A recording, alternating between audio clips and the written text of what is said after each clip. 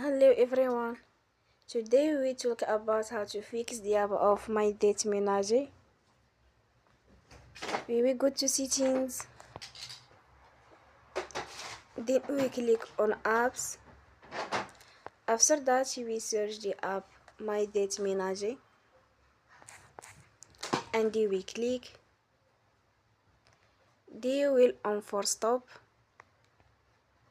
After that we go to storage.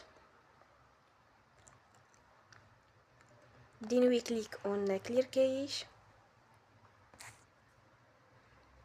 In the end, you will turn your Wi-Fi and you will turn again. Don't forget to support us by like and subscribe. See you next time and thank you for watching.